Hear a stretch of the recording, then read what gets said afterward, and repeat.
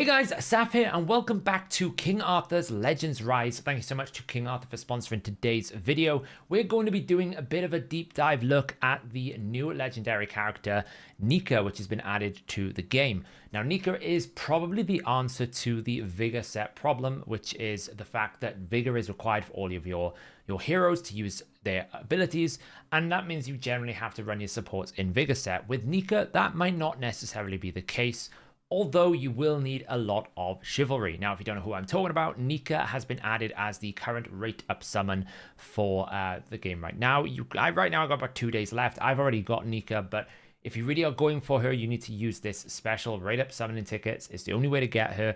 Once she leaves this pool, you won't be able to get her for a while. So we're going to be doing a look at this character, whether it's worth chasing, what you can do with Nika. Now, I've got my Nika up to level 58 right now, and I've currently got the Flame Relic. This is the default relic you will get. Although some of these other relics are very good also. So first thing we're going to do is look at the passives. The passives pretty much define kind of how we're going to use these characters and what kind of character we've got here. So with Spirit Art Healing, this is the first passive. When using the skill, 100% chance to grant 2 random allies critical resistance increase 2. It's going to be really good for PvP, stopping the enemies from being able to critically hit you. It should force them to have to build more. Also, 100% independent chance to grant each Serpent Favor ally amplification, which gives them Vigor. This is where I'm saying that this character could be very good for getting rid of the Vigor set requirements. It's on a 3-turn cooldown, but if you can get this booked, it's a 2-turn cooldown, and you can increase this turn for 3 turns. On the second passive, we've got Spirit Art Blessing. 100% chance to heal each ally by 10% of Nika's HP at the start of battle, and also a 100% independent chance to grant each ally hit accuracy 2. Very good for fighting into K teams if you're in the mid game. I often sometimes forget that she's got all that hit resistance. It can really be a bit of a pain in the backside. Number of hit accuracy turns goes up to 1, so we can get that on 2 turn and the maximum HP recovery. And then finally, we have Spirit Art Encouragement. This is when using ability 3, 100% chance to grant each ally pierce increase 1 for 2 turns. This will be good if the enemy has a lot of defense, otherwise not so good because you won't need it. And then another Serpent's Favor unique, which is also to grant them pierce increase 1 for 2 turns. You get double the stack, get that down to a 2-turn cooldown.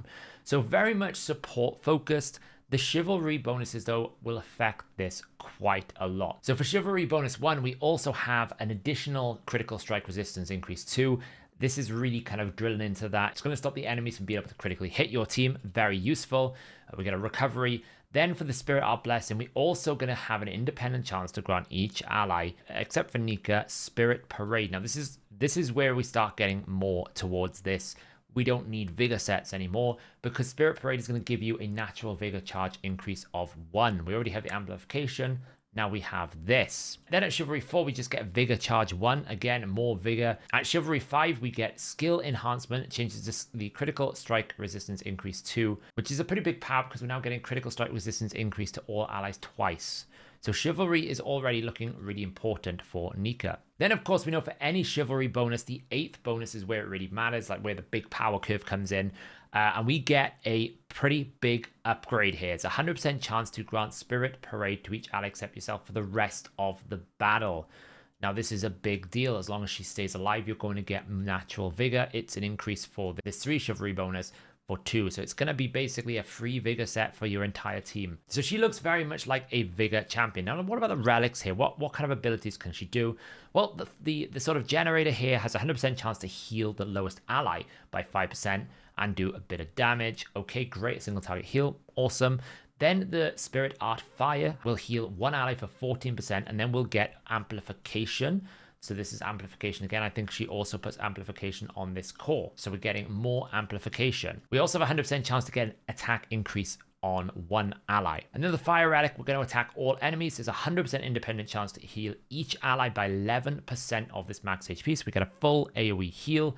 We also get a attack increase 1. We also get an independent chance to grant each Serpent Favor an attack speed increase 1. And a hit accuracy 1 for those. So that's 3 buffs plus a heal. Very good. If we go to the Frost Relic, pretty much the same A1, the same generator. That tends to be the case. Now we have a Spirit Art Ice. Heal 1 ally by 14.3% of Nika's max HP. We also have a 100% chance to grant 1 ally a hit accuracy increase 3. That's pretty big. Attack increase 2 and an 80% chance to grant amplification on a single target of an ally. And we have Ceremonial Dance, Ice Spirit, 100% chance to grant each ally a 15% heal. That's a little bit stronger, I think, than this other one. It's about 4% bigger AoE heal. So stronger healing. We have a 100% independent chance to grant an attack increase to each ally, hit accuracy, and attack increase as well. So lots of attack increases. The buffs are pretty much the same, although you'd lose the attack speed. So if you want attack speed, you're kind of on the fire relic.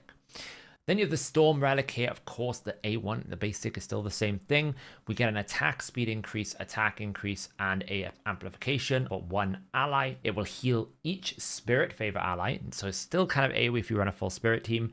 We get an attack increase 2 and attack speed 2. So I'll be honest, the Wind Relic for this 100% chance to grant the attack speed is big. Attack speed 2 increase is very good for PvP. And you can, at the moment, if you want to, if you play this game and you spend a bit of money, you can get the relic by purchasing it from the store. I think it's about $50 here. If you're going all in, you can absolutely just pick it up right now on this shop if you want to get that relic. I'm not saying you should, I'm just saying you can. So really what we're looking at here is someone who can generate lots and lots of vigor and heal the team. And I have tested that the healing is pretty good. Now, I have been playing this game pretty average, like a normal player. I wouldn't necessarily say I am the most experienced player in King Arthur Legends Rise, but I've already seen a big difference here. You can see I've got quite a lot of serpent leveled characters. I haven't had a chance to really level up Ceres yet, or Iweret. Both are absolutely amazing characters. I just haven't had the time to kind of really dig into them. So we're at the boss, which I think this is like stage 6 of the favor dungeon right now. And what I really want to do is just kind of showcase the strength, the absolute strength of healing that we can get out of Nika. Very, very strong healer so far based on all the other healers. I've used Turin. Turin's the best healer that I've got right now that is built. Not necessarily the best in the game, but this is a good comparison to see how well we can do. Now this boss is probably going to do quite a lot of damage, so it's going to be very difficult for our team to keep up. So I'm going to put it on auto and see how it goes. So we're going to force this healing here.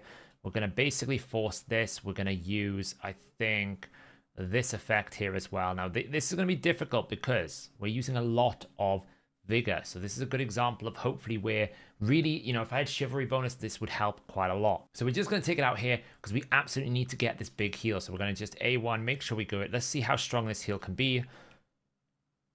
There we go. We get a pretty good heal there, at 3,000 across the board. But it's not enough to keep us alive. Now, Vigor is obviously a massive problem here.